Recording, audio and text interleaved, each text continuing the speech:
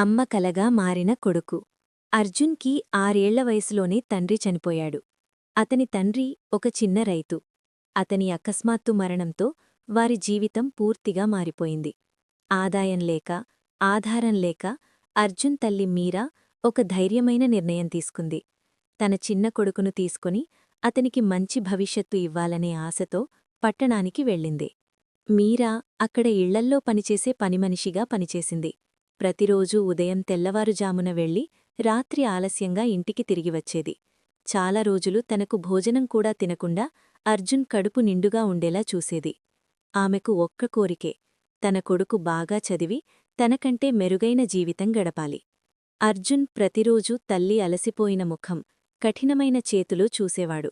చిన్న వయసులోనే ఆమె త్యాగాన్ని అర్థం చేసుకున్నాడు. పాత పుస్తకాలు, విరిగిన పెన్సిళ్లతోనే చదువుకున్నాడు. మీరా అలసిపోయినా రాత్రిళ్ళు అతని పక్కనే కూర్చుని చదువుకోమని ధైర్యం చెప్పేది. కాలం గడిచింది. అర్జున్ మంచి విద్యార్థిగా మారాడు. స్కాలర్షిప్లు, కష్టపడి చదివిన చదువుతో పెద్ద కంపెనీలో మంచి ఉద్యోగం సంపాదించాడు. మొదటి జీతం వచ్చిన రోజు కన్నీళ్లతో తల్లి చేతుల్లో పెట్టి, "ఇది అన్నీ నీవల్లే అమ్మా" అన్నాడు. విజయం సాధించిన పరవాత అర్జున్ తల్లిని తిరిగి ఊరికి తీసుకెళ్లాడు.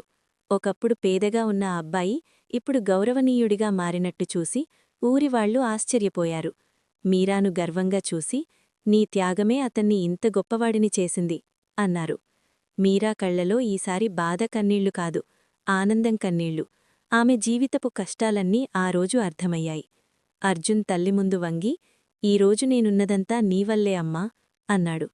ఆ రోజు ఊరు అర్జున్ విజయాన్నే కాదు, తన కన్నీళ్లను కొడుకి భవిష్యత్తుగా మార్చిన ఒక తల్లిని గౌరవించింది.